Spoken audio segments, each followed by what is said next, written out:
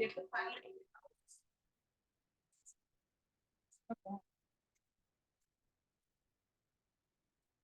to ring it one. Yes, this might not work.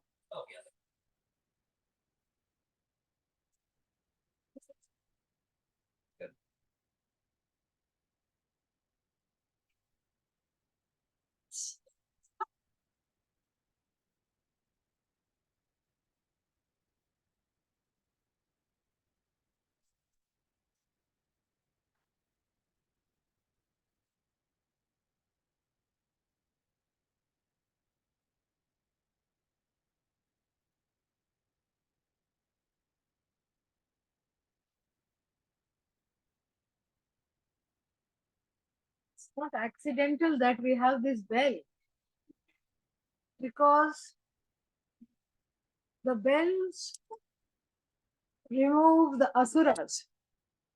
Yeah, the bells drive away asuras. Agamanarthantu devanam, gamanarthantu rakshasam. When you ring the bell, you have to ring it before the puja, because you have to drive away the rakshasas. Where? There, there, there and there. All the rakshasas have to be driven away. And so therefore the bell. So see, in so many retreats, so many places, has there ever been a bell? No. Only here, because the topic is such that we need to drive away the rakshasas. Happens.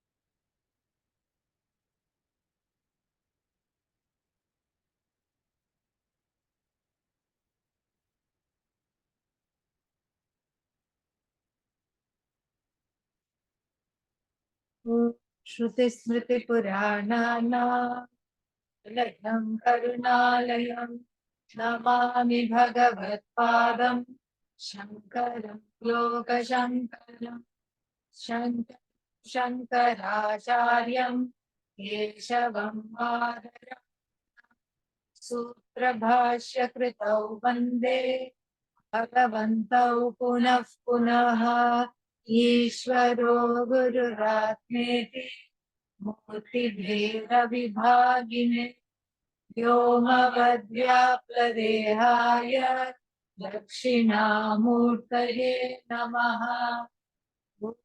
सहना सहनौ भुनक्तु सह वीर्यङ्करवावहै तेजस्विनावधीतमस्तु मा विद्विषावहै। शान्ति शान्ति शान्तिः. We have been studying the 16th chapter of the Bhagavad Gita. I don't think we need the fan right now. We need it, but maybe after the break if it warms up or something. We have been studying the 16th chapter of the Bhagavad Gita, which talks about the two kinds of dispositions. One is called Asuri Vritti, another is called Daivi Vritti or Daivi Sampat. Godly disposition, Sattvic disposition, and the other one is Asuric or Tamasic, Rajasic disposition, a disposition which leaves you feeling indisposed. That is what you and others around you also leaves you feeling indisposed. And so this kind of a disposition, even though one acquires it perhaps from other lifetimes, we do not know, or through certain wrong influences in childhood, is eminently correctable. This we have to understand. You cannot say, I was born to be jealous, and so I'm jealous. And when I'm jealous, I destroy things, people, situations. And so this is what I do. Take me or leave me. They will say, yes, I'm going to leave you. Nobody is going to say, I'm going to take you as you are. Okay. So this is not an excuse. If you were an animal, okay. There is a dog that keeps biting. The president's dog bit so many.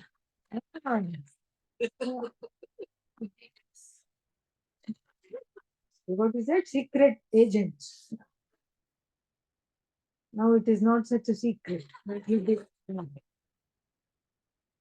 Then you cannot tell the dog, come on, use your free will. Take Bhagavan's name and use your free will. Even if you feel like biting, go and sit and pray. It cannot listen, it cannot understand. Doesn't have that capacity. It just likes ankles a lot. That's all. Sees an ankle, it just goes clamped. That's all it is. But one is not like that. The human being is not like that at all. The human being has free will. And you cannot say, God made me a biting person. The dog bites, I backbite. That's all. God made me like that. What do you mean God made you like that? Where did the free will come from? Did that come from somewhere else? No, that also came from who? Bhagavan only. Bhagavan is the one who gave you free will. And then so you cannot have an excuse that I cannot change because this is how I am because Bhagavan gave me because Bhagavan made me like this. If Bhagavan made you like this, Bhagavan also gave you the free will to not be like this. How come you only take one side and not the other side?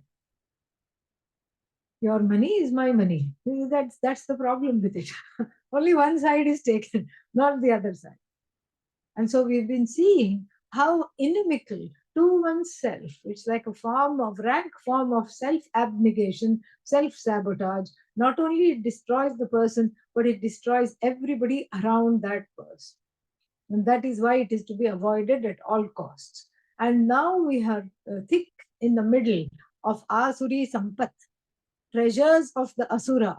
The Asura builds up certain treasures and amasses the wealth of jealousy, anger, greed, pride, and criticizing everybody, backbiting, all these things, and guards them very, very well. This is why they have to be questioned, inquired into. So the more we get into the mind of the Asura, the heart of the Asura, then the more we know how to avoid these tendencies within oneself. Because the Asura that you see in the room or anywhere else is the Asura that you want to be. That is what it is. Silently, secretly. There is some connection. Because Vedanta, I think because of Vedanta, we came to the what is that called? We came to the conclusion of this adage: you spot it, you got it. Yeah, that's why this is, as I mentioned, one more time, let us mention, it is not a diagnostic tool to decide who is an asura, especially in satsang. So look around. Ha, spotted one. And you tell your friend, don't look that side, but I think this one's an asura. What do you think? Passing notes back and forth while the lecture is going on. So this is a diagnostic tool to say, am I asura or not? That's and maybe sometime I'm not a full-fledged asura. I'm a baby asura. That's also okay. Yeah. If I'm a baby asura, what do I have to do? I have to teach the baby to not be asuric. I have to raise the baby properly. Not like, what's his name? Dhritarashtra, blind king. Here only, in the Mahabharata only. Mahabharata, Bhagavad Gita only. Blind king. And then what about this blind king? Blind, all right. And then he marries this, come inside here. Come. Marries this lady from Afghanistan, okay? Pre-Taliban Afghanistan. Gandhari. Gandhari. And Kandahar, it is called now. Modern day Kandahar. marries this lady. And what should she have done? She should have said, the husband is blind, let me be the eyes and ears. Stupid woman. Blindfolds herself on the day of the marriage. Oh, if my husband cannot see, I will also not enjoy sight. Okay, fine. Very stupid decision. Yeah, really. But then such people should not have children. All right. But they go on to have not one, not two, but 101 children. No love, no eye contact. Children need eye contact. You'll be doing silly things all day long, and you have to say, oh, did you crash this vase all by yourself? How wonderful. It's too small to be scolded. Did you do that all by yourself? Wow, you have to be able to say that. Once okay, twice okay, but 20 times when they do a silly thing, you have to keep validating them. That's all they need. This was already there, built in India. It was already there. And even if the mother was impatient, she would scold the child. How many times have I told you not disturb me? What do you think you're doing? Child would cry and go to the grandmother's lap. Grandmother was waiting for this moment because she too is frustrated with the mother of the child. What will she say? Yes, beta, your mom is crazy. Instant validation. Instant validation, instant therapy for the child. Even before you were born, she was like this. You know what she did when she was a child? Don't get me started. This is if it's the mother's mother. If it's the father's mother, aha, even more opportunity. Not only her, but her mother is also crazy. Her whole family, something is off. And the child instantly feels validated. Wow, they're right. That's all it needs. It slips off the lap and goes and plays. Now what? There are no laps. It's a nuclear family which is neither new nor clear to me. Okay. And then what? No laps at all. Why? Because now we have laptop. Yeah. Previously, the child was the laptop. Yes. Laptop means only one meaning, child. Now it is not like that. There is no lap free. It's a nuclear family. There's no validation. There is no instant therapy. And even in Dhritarashtra's household, since they one could not see, one chose not to see. Silly parents. They grew up as wild seed. No matter how much love they got from uncles, aunts, cousins, grandparents, etc., it's not the same. Even if you have a flawed mother, father, even that love is better than no love at all. Sometimes. Flawed means slightly flawed, garden variety neurosis. that's okay. We're not talking of psychosis. So then, what to do now? And then, therefore, this asuric tendencies begin young. It's like the inner child wears boxing gloves and is ready. Somebody has to be able to offer it a hug and give it a little venting. Okay, you can pummel me for 5 minutes and then you should be okay. But all that, if it is not there, then what happens?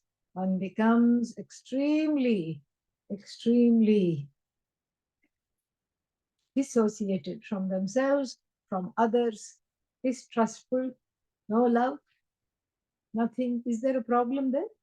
No. That's okay. Just keep it. So, this is how the asuric tendencies start from young. It's nobody's fault, but it has to be corrected. And that correction will come. We'll see later, but now let us go on. Verse number 16. Aneka chitta vibhrantaha ajala samavritaha prasaktaः kamabhogeshu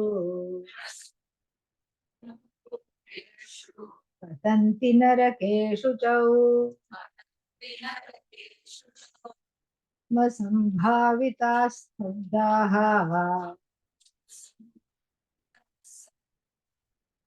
समानमदान्विताः यजन्ते नाम यज्ञैस्ते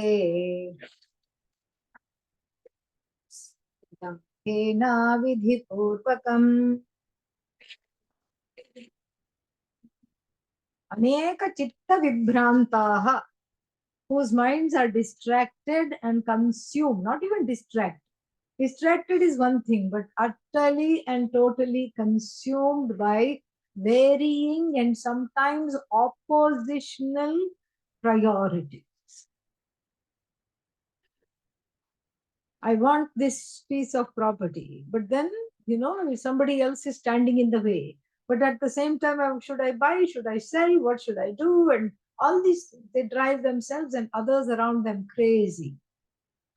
And sometimes, even if a family person is standing in the way of their ambitions, they won't hesitate in dispensing with them.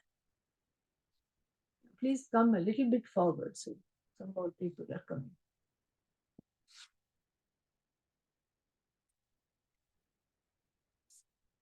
Atma Sambhavitaha.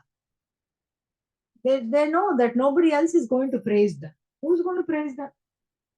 They can wait till the skies come home. You cannot demand praise. You cannot demand respect. You can only command it. Nobody praises them. So what to do when nobody praises them? What do? You praise yourself. Say, I'm the best. Yes. And anybody says anything, you cut them off and say, oh, that, I have been there. I have done that. Oh, you're finding out only now. I knew that a decade ago. This is how you praise yourself at every situation, and you name drop as needed. And you click a lot of photos with all kinds of celebrities and put them up on the walls. Yes, this was with President so-and-so. This is with President this one. And here is me with the dog of the president. then you have to ask the question, before it bit you or afterwards? So, this kind of a name dropping, this kind of a desperation, Atma Sambhavita. So nobody else is doing Sambhavana, praise, honoring. Sambhavana means honoring. No one else is honoring. And so what other option do they have? No other option. They have to honor themselves. They have to do that. And then it doesn't look nice to honor yourself all the time.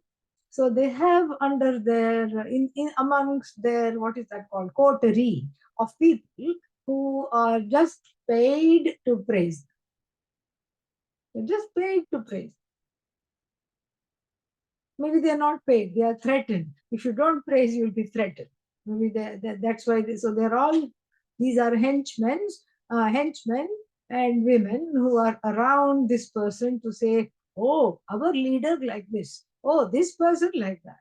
And then the last one among those praisers will be the one who says, yeah, but he is not the one to talk about himself, ever.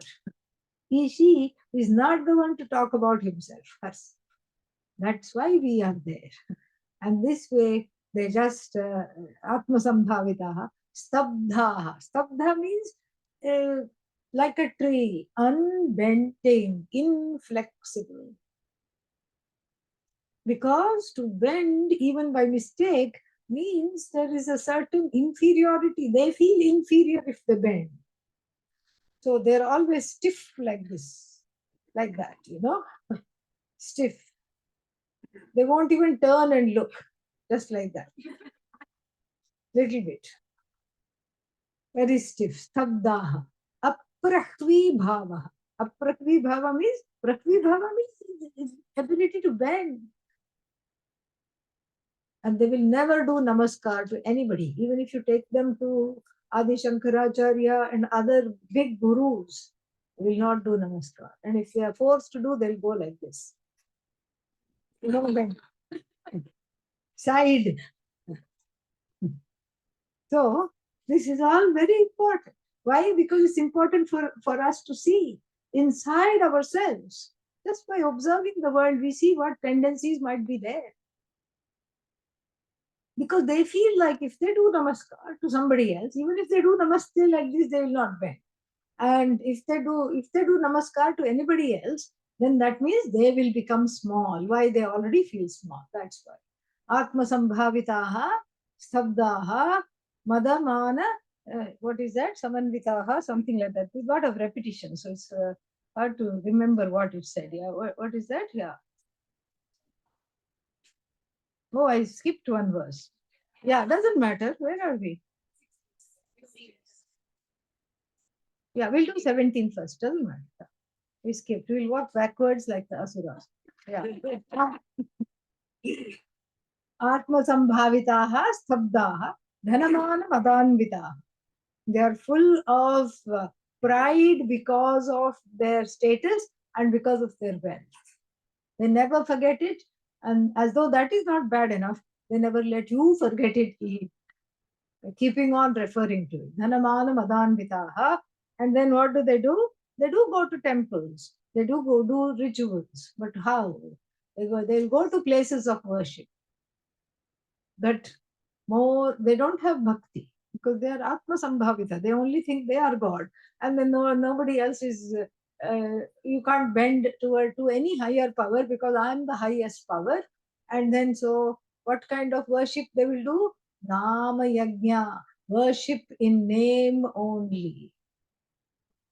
Yajante Nama Yajnaihi. They worship but in name only.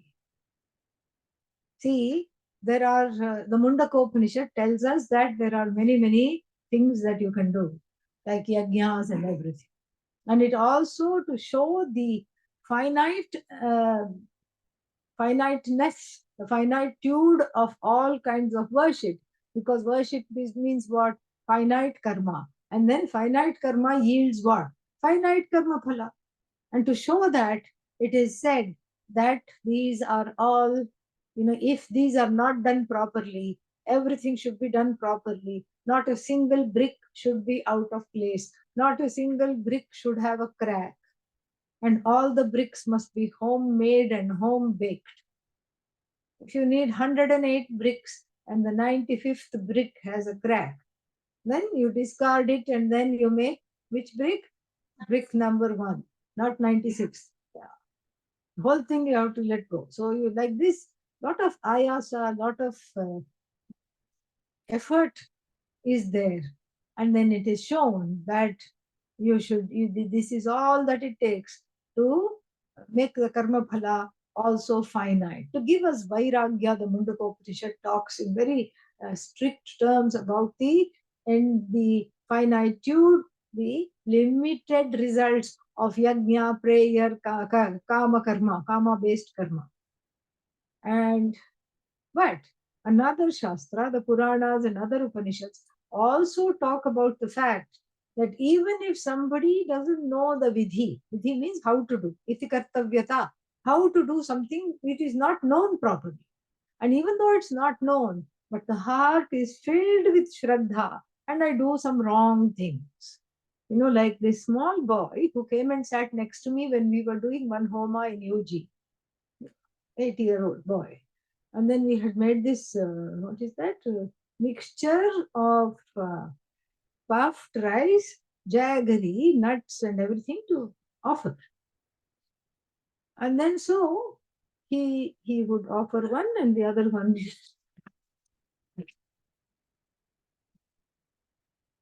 Swaha, aha. Yes. Swaha, aha.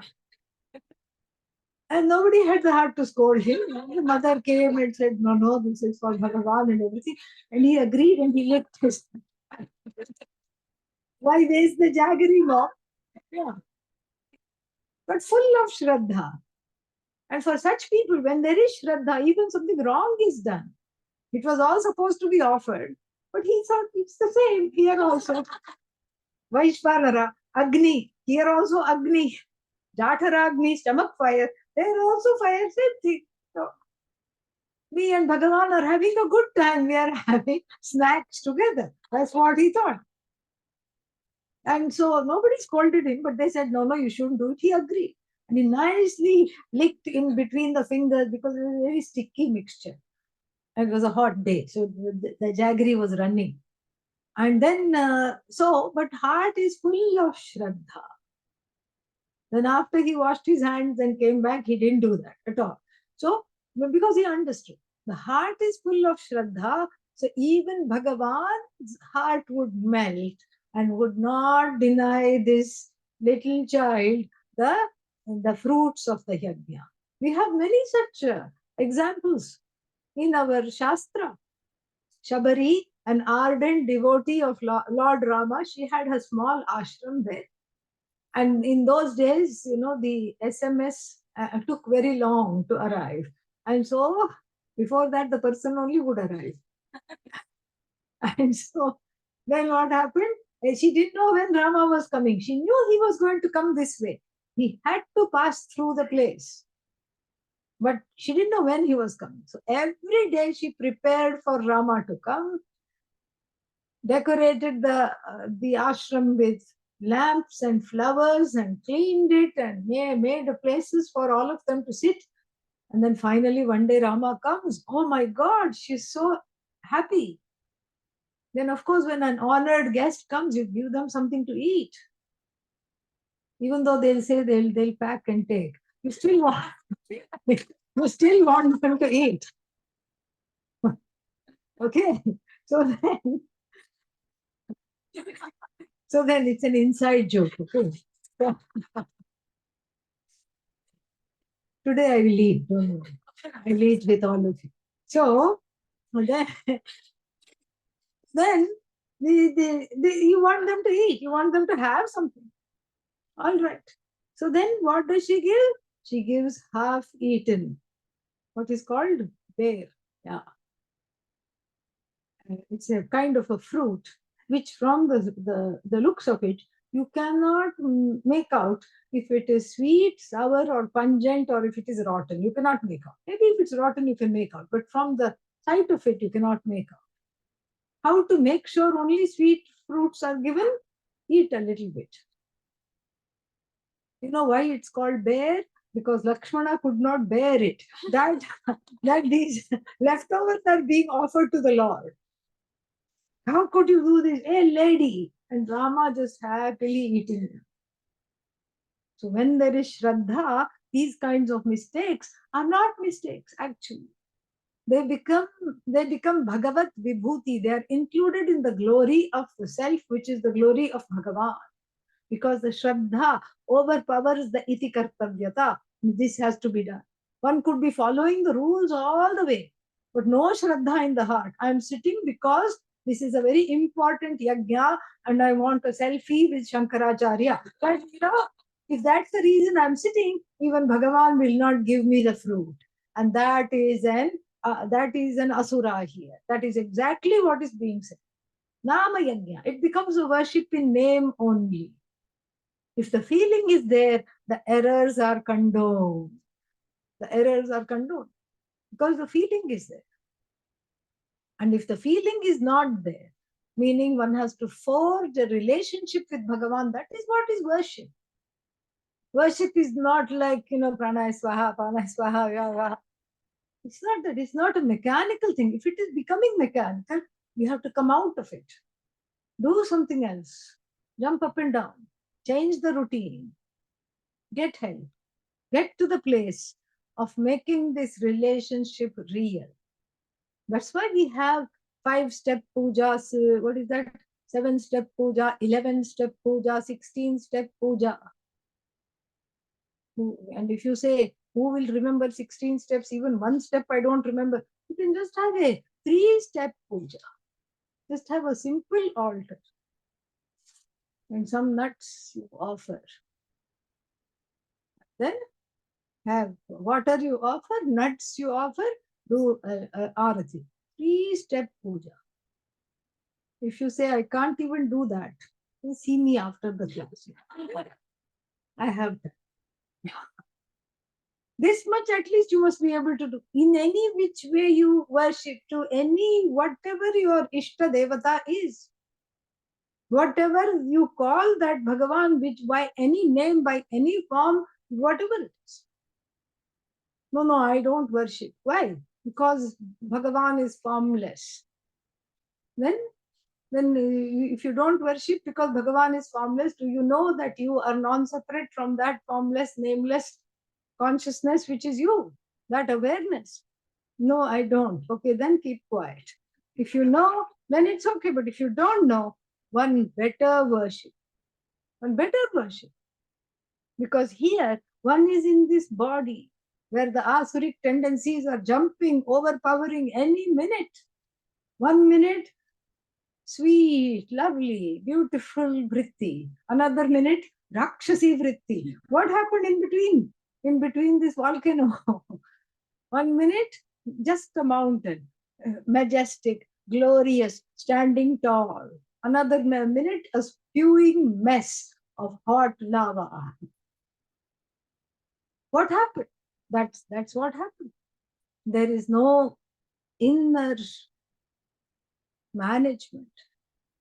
And that management has to come from a place of worship.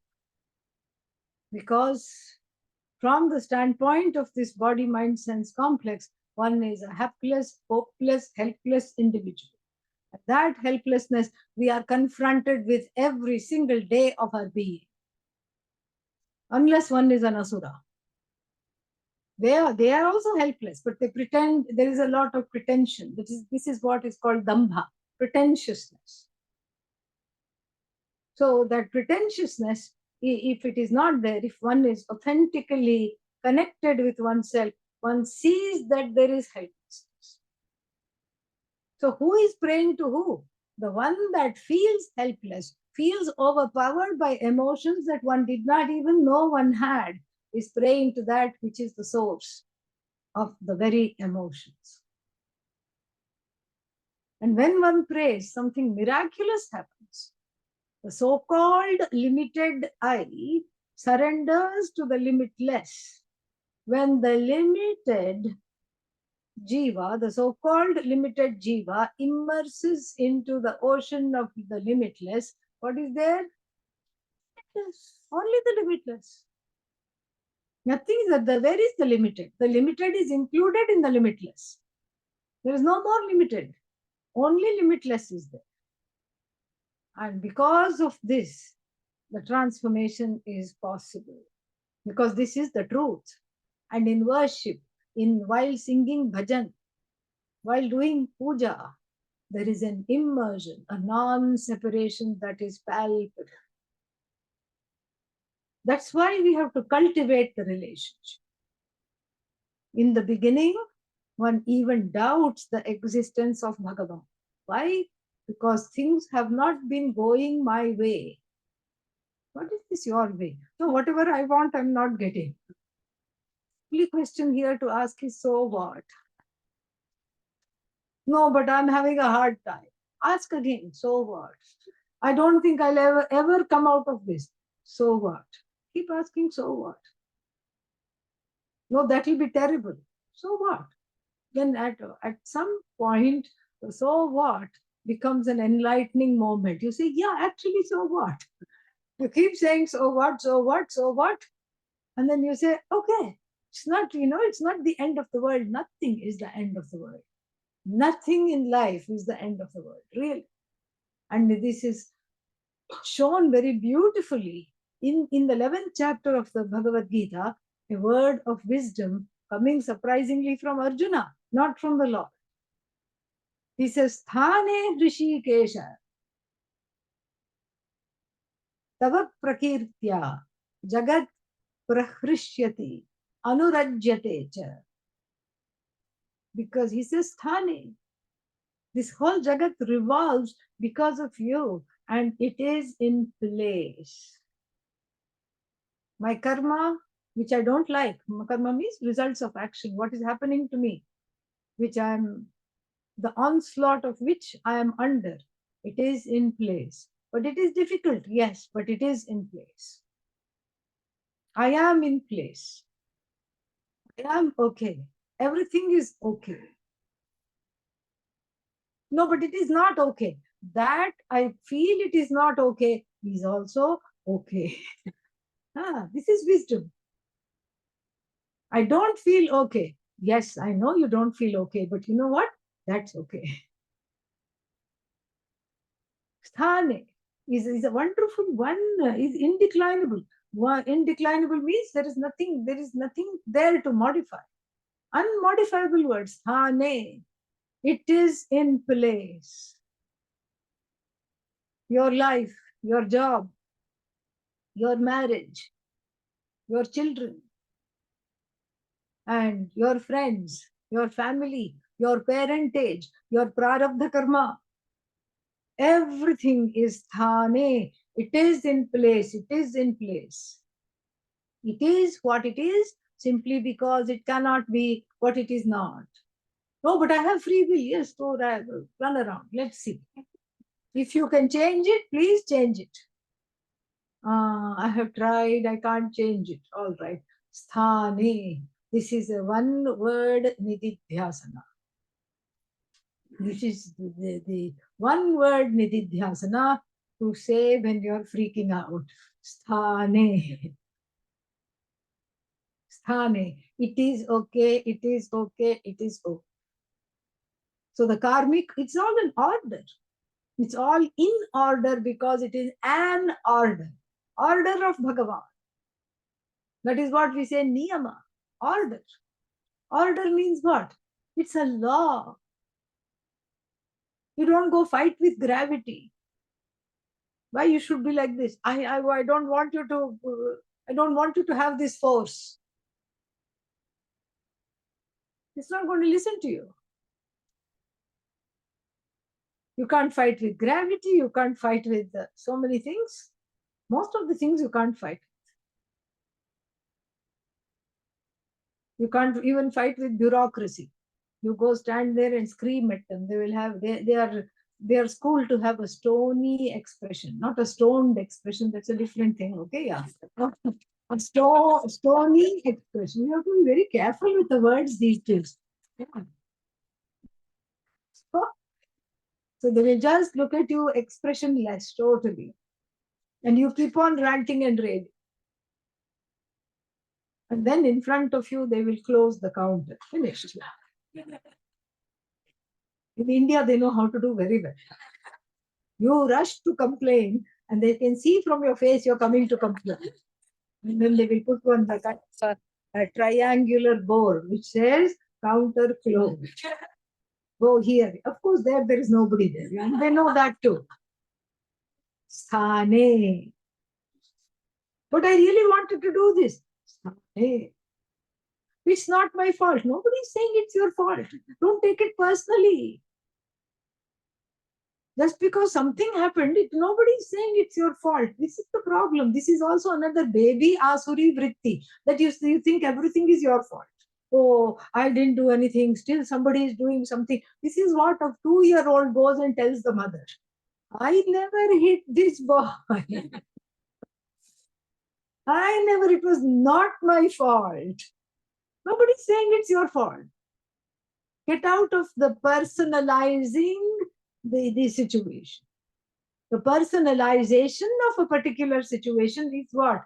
Is internalization of the situation which needs to be kept outside as per the Bhagavad Gita chapter 6.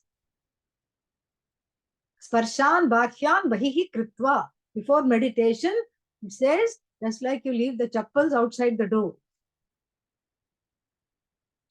so that no dirt comes inside the house. That's the reason. All the impurities which we have brought from the streets stays outside. The house is clean and pure. So this inner house also, certain chappals do not belong. Chappals means footwear. Footwear does not belong. We have to be able to let go of taking things personally. Because nothing is personalized. It is simply a manifestation of the order. And when we look at it deeply, we find that we don't fight with the mountains. We don't go saying, why are you so tall? You should have been shorter. You don't fight with a tree. I mean, there might be some people who do, but we are talking of the general public. You don't fight with the tree. You don't say, you know what? Why do you exist? Why did you grow here? You don't do that. You admire it. You don't fight generally with nature. You don't fight with the river, saying, why are you so fast, so slow? Why are you flowing from north to south? Why not from east to west? You don't go doing that. You don't fight with the flowers. In fact, all of them make you happy. You just see, you don't fight with a small child who is smiling at you. I'm having a bad day. What's wrong with you? You don't say that. Unless one is an asura, then it's possible. Then anything is possible because it's totally out of the hand by that time. You don't fight with a small child. You don't fight with something. I'll talk to all three of you later. Yeah. So then you don't do that because it makes you happy. Certain things just by being themselves make you happy without any need for you to alter them. That means what? If certain things make you happy without them having to change, and certain many other things make you angry, upset, annoyed, irritable, and you need for them to change, then is the problem with the things or is the problem with you? No answer, yeah.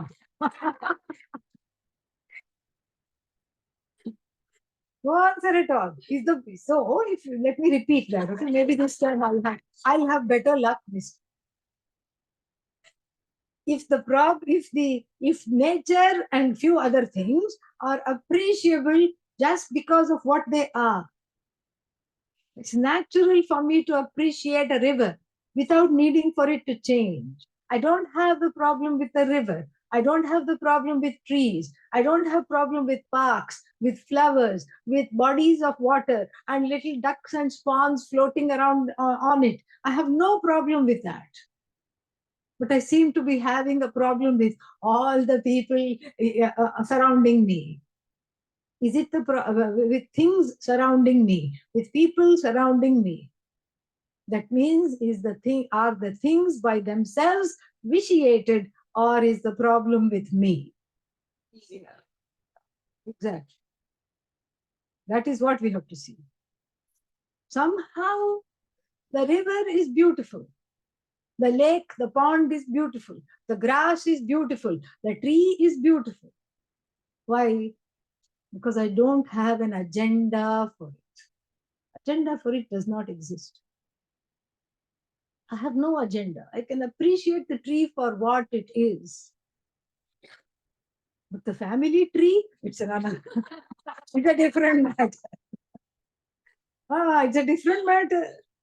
You see one small word, you just add family in front of the tree, then somehow it becomes too familiar, too personalized. Oh, it's all me, mine. This is the problem. This is Asuri Vritti, Rakshasi Vritti. This is what Bhagavan is trying to teach. This is what it is. And this is what in the 6th chapter it says, please don't sit down to meditate until and unless you oust these ghouls which you have internalized in the form of unrequited expectations. That I have a father is not a problem. That I have a mother is not a problem. Everybody does. That the mother is quirky and the father is funny, not a problem. Because everybody has that. What is the problem then? I want them to be different. I wish that they were some other way than how they are. That is the problem. So actually one is carrying two sets of parents. Yeah. One objective, wherever those parents are, whether they are in this body or not, doesn't matter. Bless their hearts, wherever they are. And the other one carrying in the head, in the form of, why are they like this? Why didn't they do this? I think they like the elder one better and not me. I think they like the younger. That's what the younger one feels, okay? And and then the elder one, do you think feels more secure? No. The younger one got so much freedom. Yeah, she could do whatever they wanted. They could go anywhere. And the younger one should feel good. The younger one says, you know what? Even if I fell down from a big height, they didn't care. Because by that time they knew nothing will happen. The first two survived. This one will also be okay. Nothing I did was new. Because, oh, your brother got that award, your sister got this award, no problem here. Okay, fine. The younger one has its own problems. I only got to wear hand-me-downs. I never got a new dress for a long time. Oh, maybe I should be the middle child. Middle child is ignored in its perception. I'm not saying that, yeah. So in its perception, it's like the mediator between the elder one and the younger one. And no novelty. Neither the oldest, nor the youngest, nor the only boy, nor the only girl. Oh, what a life. You see, this is what is the internalization of the parents. Internalization of the situation. Internalization of the significant other. Internalization of one's own children. This is what causes sorrow, and the sorrow turns into anger. It doesn't take a lot of time for the sorrow to turn into anger. And therefore, this word, sthane, immediately let it be like the gong that we have been ringing. Let it bring one back to oneself. As soon it is almost like, in those, in the Cold War times, it is said that they had these sleeper agents who were normally working in society and they did not know anything about themselves, etc. They were just normally there to say some code word and they would suddenly become soldiers, or they would suddenly want to fight a war. So let's thane, we have the opposite effect. Let it wake you up and come back, make you come back to the peaceful, real, tranquil you. The asura doesn't know this. This is what it says. Asura doesn't know. Because the asura is one who is in a permanent state of non-acceptance. I cannot accept this, so I'm going to fight. Fight. No problem. You have free will, fight. And then always when I'm trying to stop a question coming afterwards. What is that question? If we have free will, why shouldn't we fight in our own favor? Fight. Nobody is saying don't fight. Oh, but nothing is happening. Okay, let go then. That is what it is. Knowing when to let go. That is an important, very important issue. Knowing when to press on. Knowing when to let go. And gracefully letting go. Yes, there will be hurt. Yes, there will be pain. Yes, there will be sorrow. But let go, I must. Because otherwise, it just becomes a very heavy burden to carry, and the frustration turns into asuri vritti. One behaves like a rakshasa because of one's own frustration. If it is not properly processed and the pain is not properly processed, what happens? It spills over from the tree to the family tree. And then sometimes the anger is held in the family. It's like a legacy, heirloom. Oh, my child, I am very angry. My father was also very angry. My mother was also very angry. My great-grandmother also was very angry, we hear. And I am giving you this precious anger. Please receive it and please subject everybody around you to it. That means I will feel that my santati, what is santati? What is this? My lineage is keeping on being propagated. Crazy. Sometimes it's not anger, sometimes it's hopelessness. Nothing will work. Yeah. The 2-year-old child says, "Oh, I want to do this." Don't bother. Mother is in the doldrums. Don't bother. What's the point? Nothing will happen. I also tried, nothing happened. And you're half the person I am. Nothing will happen. Nothing will happen. Mom, Dad, I want to go here. Why? What will happen? Nothing. Just expense, that's all. Just stay at home. Better. Can't you find something less expensive? Okay, if they are poor and can't afford it, it's understandable. But here we are not talking, there's something else operating. All these ways are internalized. And this internalization, according to one's raga dveshas, causes this is the root cause of the asuri vritti. And then, yajante nama yagnaihi dambhena avidhi. Avidhi purvakam means they don't know the rules and they are not going to bother to find out either. They're going to do that. And then, therefore, since there is no shraddha and there are no rules followed either, the fruits of the worship they even manage to do, they don't get. They don't enjoy the fruits of the worship. And then back to 16, I think, yeah. Aneka chitta vibhrantaha. Vibhrantaha means totally and utterly distracted and demolished. Aneka chitta vibhrantaha, by competing pursuits. And as a result of which, they don't mind even sacrificing their own family people. They'll just do that because the power is so important. Power is very, very important.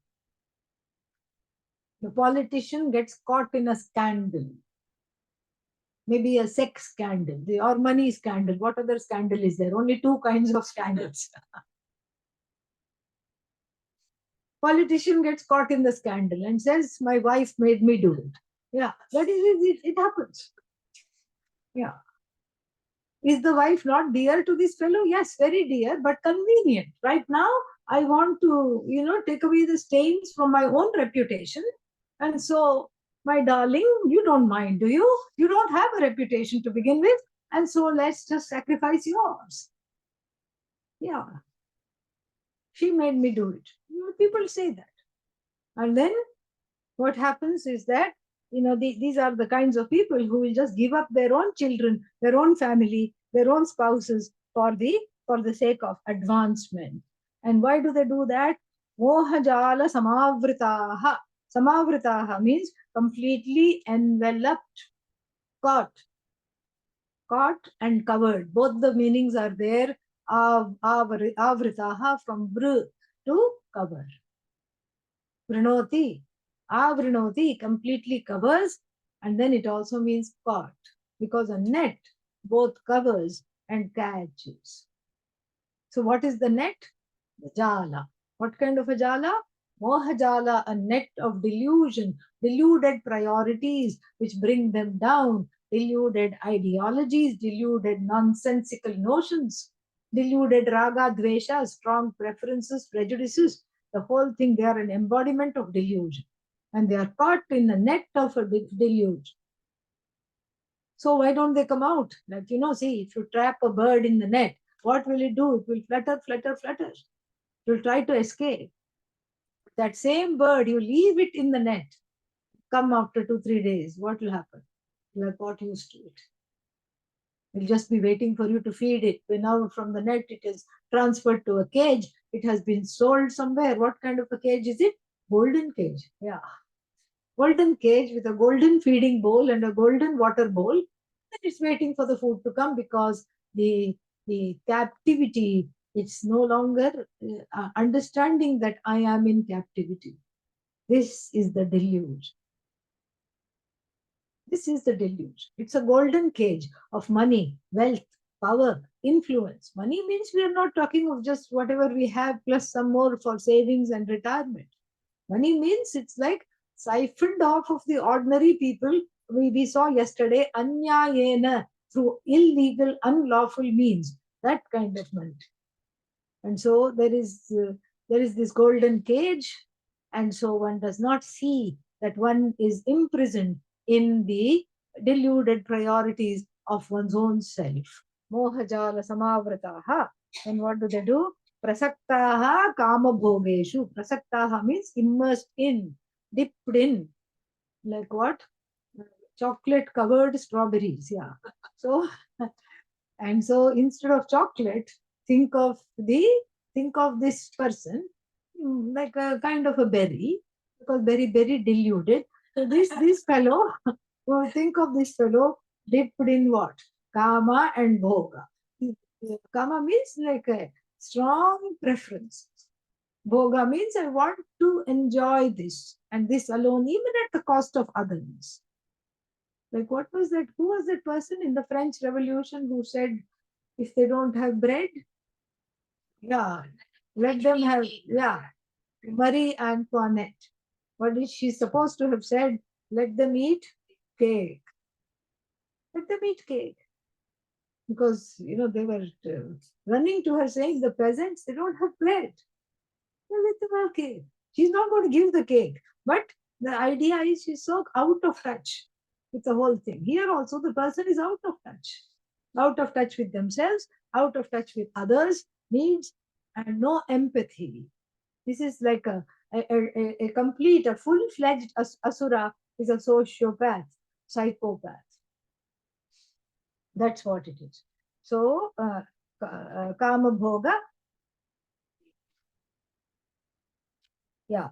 Then prasaktaha, they are immersed in the only activity that gives them joy, fulfilling their ragadveshas. And then what happens? Patanti, what happens to them? We were waiting for this. We never thought you would get to this place. Last 2 days, we have been seeing of how asuras take over the world. But now, finally, you're coming to our favorite topic. What happens to them? Patanti, they fall. Meaning what? When you fall, that means you don't have any control. You forcibly are pushed. And the next verse is going to say, Bhagavan says in first person, I'm the one pushing them. That's why they slipped and fell. They fall. Where? Narake. Naraka means what? Hell. Hell, not after death. Hell of their own making. Right here. Ihaiva taihi jitas sargah. Yesham samye sthitam manah. 5th chapter says that here itself the sarga, so heaven, is gained by those whose minds are in equanimity, who don't give way to all the raga dveshas, give the power to raga and dvesha. Ihaivataihi jitah. And so if you can make heaven right here by having a balanced mind and an objective mind, not taking everything personally. It's not about you. Oh, I don't like the rules. Still, it's not about you. You did not make the rules. I did not make the rules. There is a rule about the universe. You cannot put your hand in the fire and say, how dare you burn me? Fire will say, I did not burn. Yeah, but look, who made all these burn marks?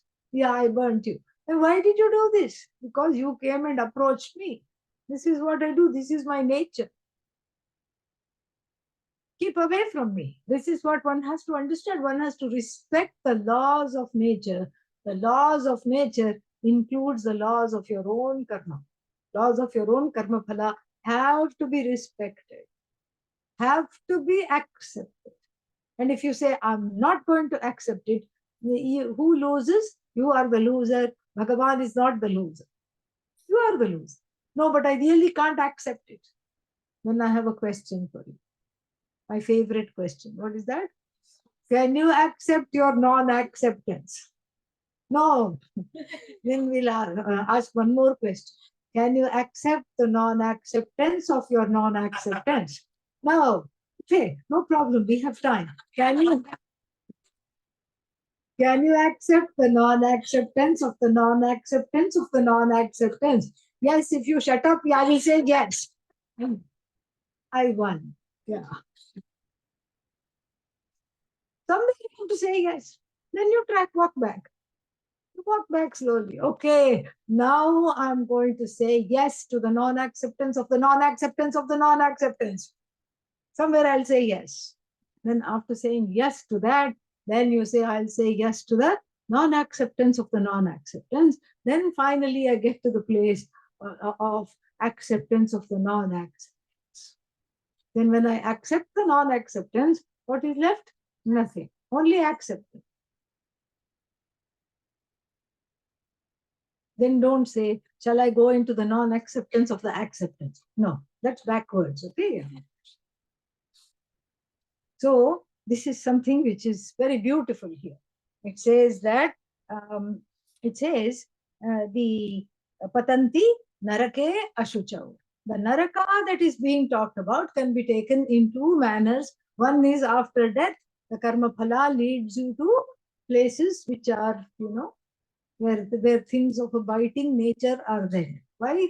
Because that's what one did in life. One bit everybody else, and then so that is what one will get. It's a temporary place. We don't know. There's not one hell for us. There are seven forms of naraka.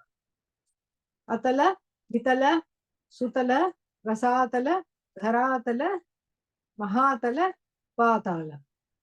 7 kinds of narakas. Anyone, or maybe if you have a pass in between them, you can go to one and visit the other. Just to see what are the tortures here. Oh, that's interesting.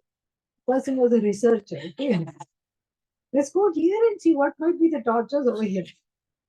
In Sri Lanka, there is one place called Kandy.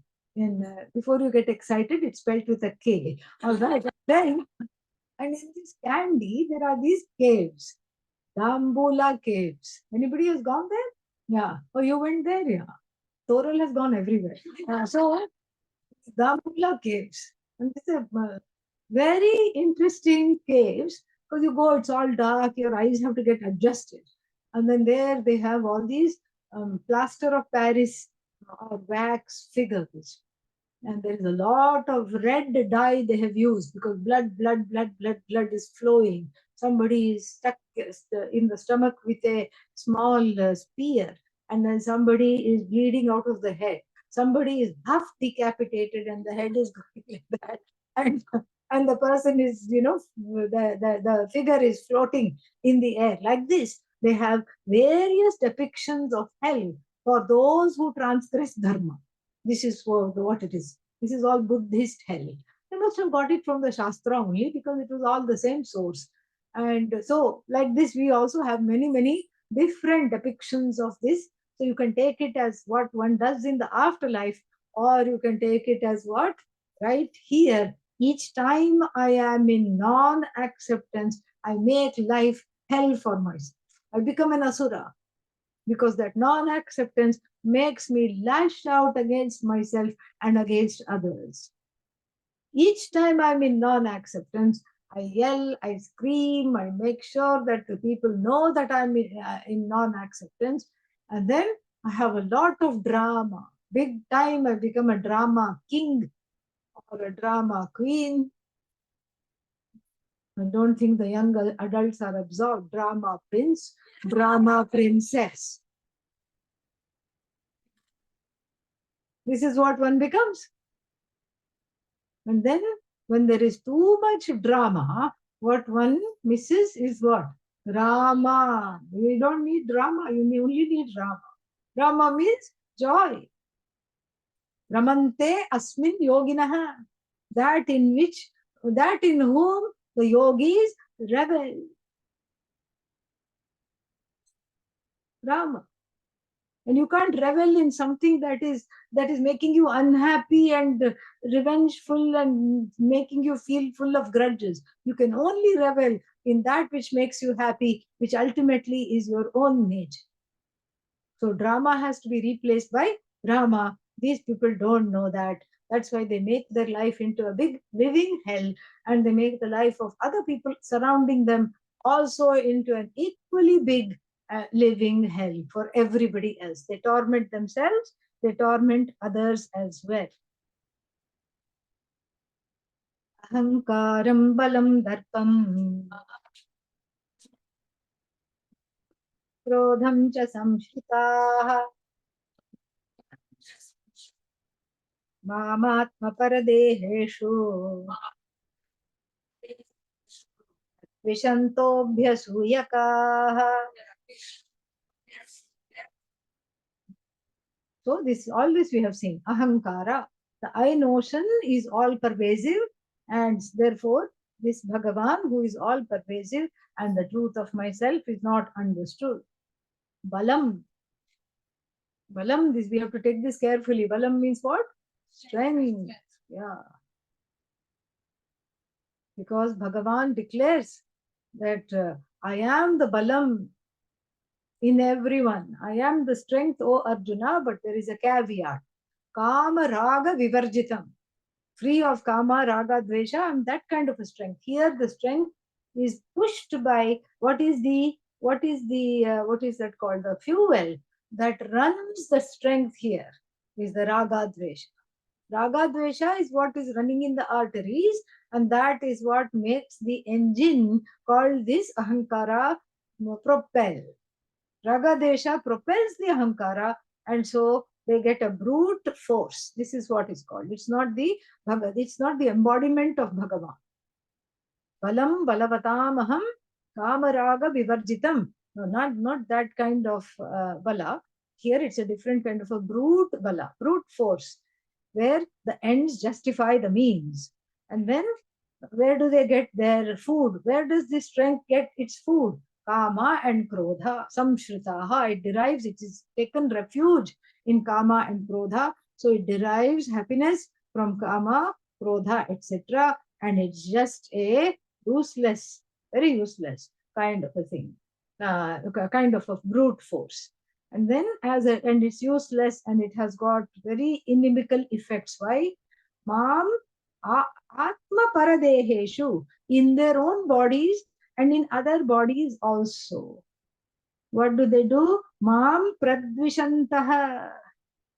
They discredit my presence. I am in this person. I am in the Asura also.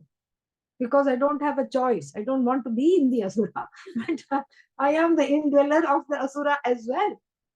But they discredit me constantly. They dishonor me by dishonoring the best of themselves.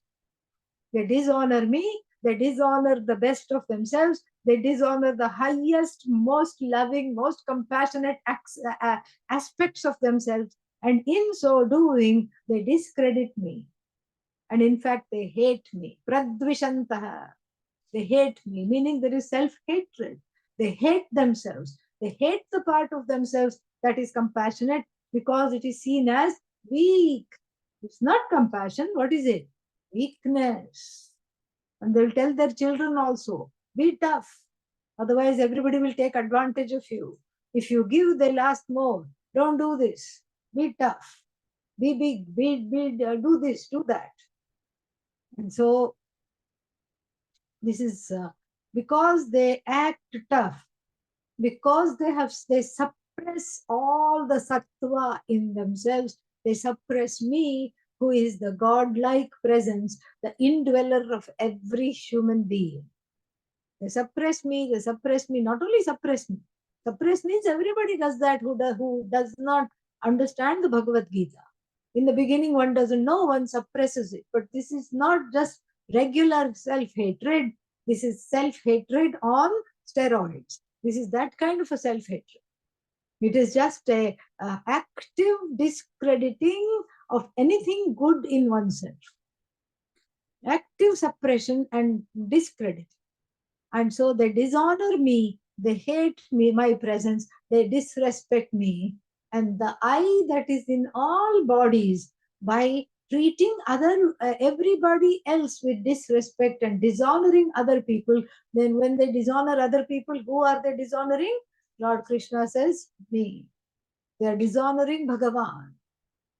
That's why we say everybody is an avatara of Bhagavan. Everybody is an incarnation of Bhagavan. Even the Asura is an incarnation of Bhagavan, specially designed to exhaust your karma. Okay, and yet that you have to be able to see. You don't have to do arati to the Asura. Nobody is asking you to do that.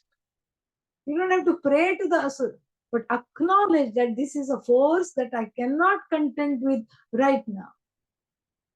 To be able to see the I in every body is called Sarvatma Bhava.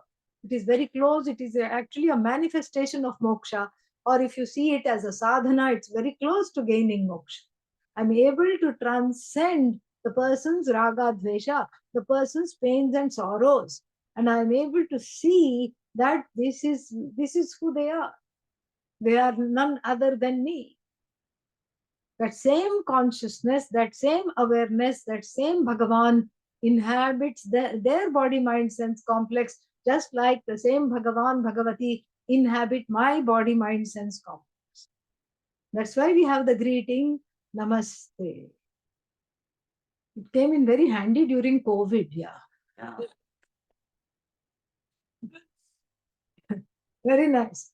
And I got it is that there is a Catholic diocese, many Catholic groups in India, and one of them sent one circular, and they sent one circular that said we should be during these times we should not hug the people in the congregation.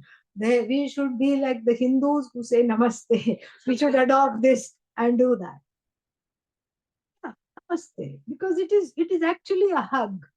People who want hugs all the time, please listen carefully.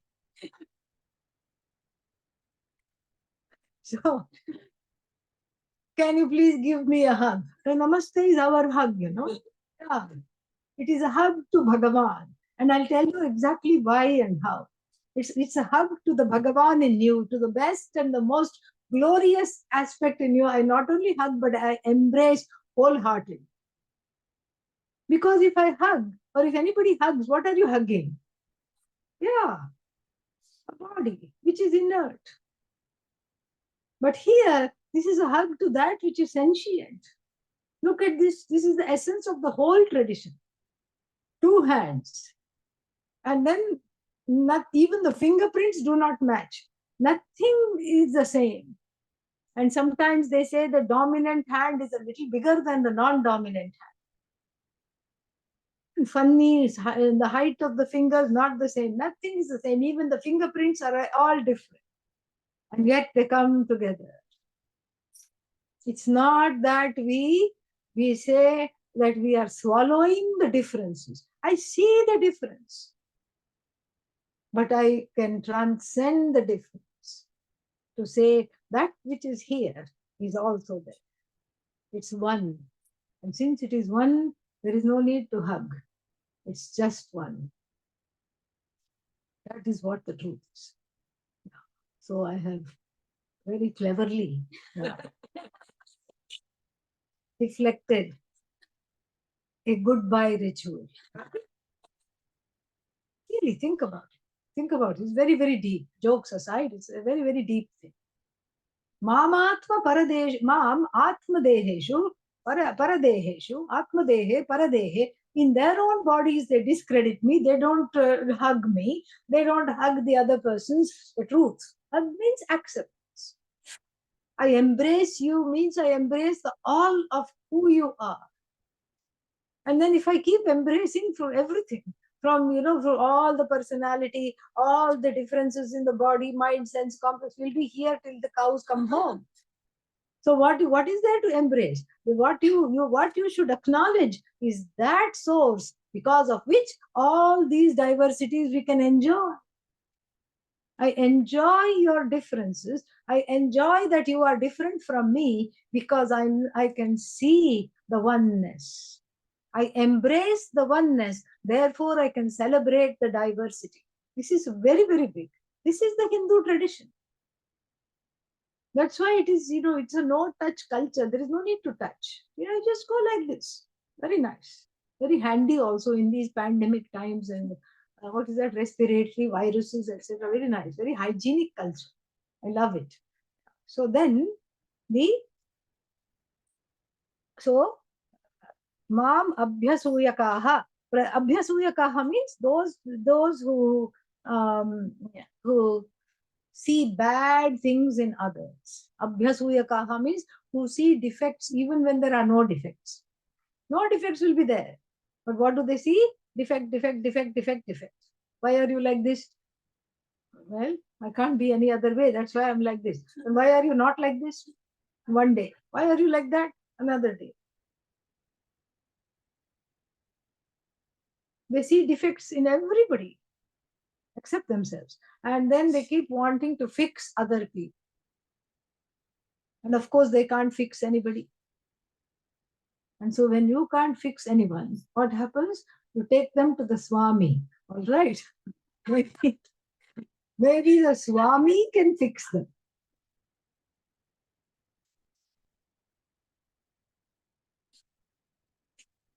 Then we find out that whoever is the one to be fixed is not a problem at all. Yeah. What is the problem then? The one who wants the whole world to be fixed. That person is the problem. It's much easier to fix the one who wants to fix. To fix the fixer-upper is much easier. Much easier, because if you want to fix the whole world up according to your ragadveshas, you'll be a very lonely person.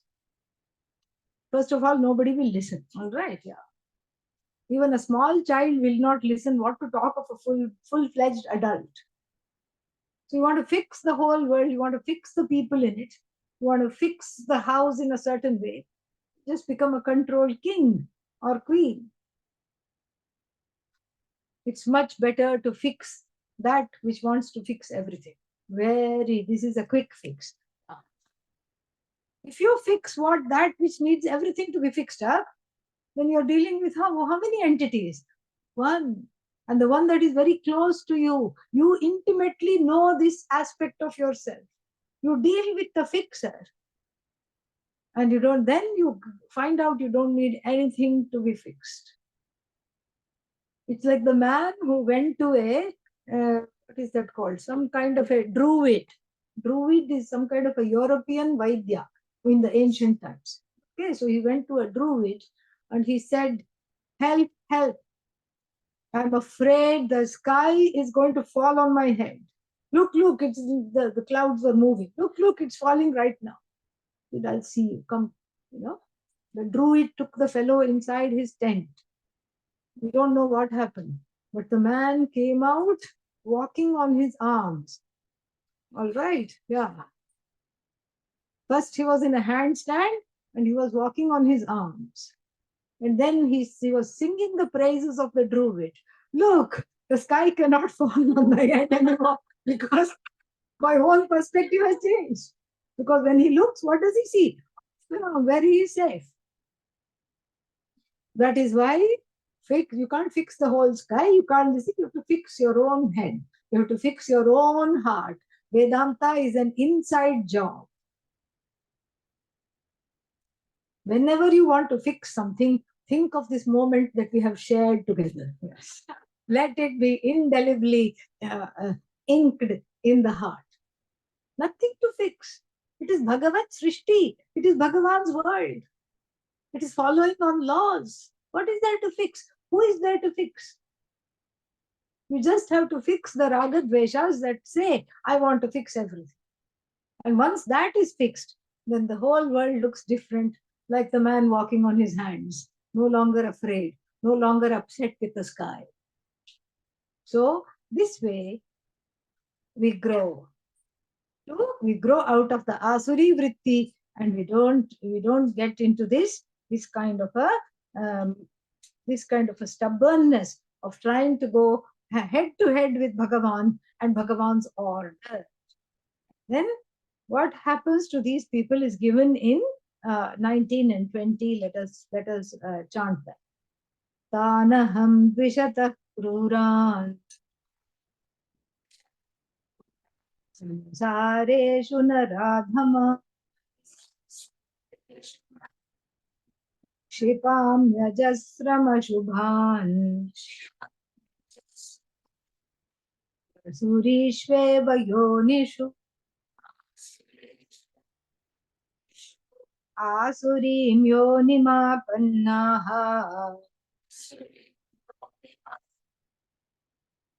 हा जन्मनि जन्मनि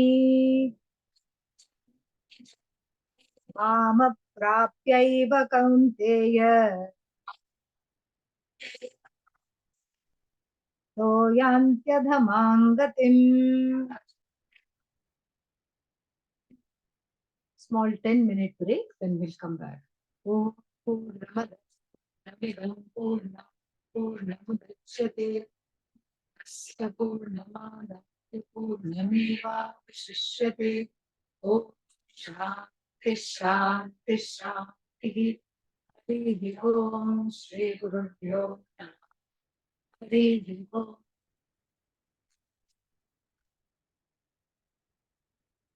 So now, give that green light.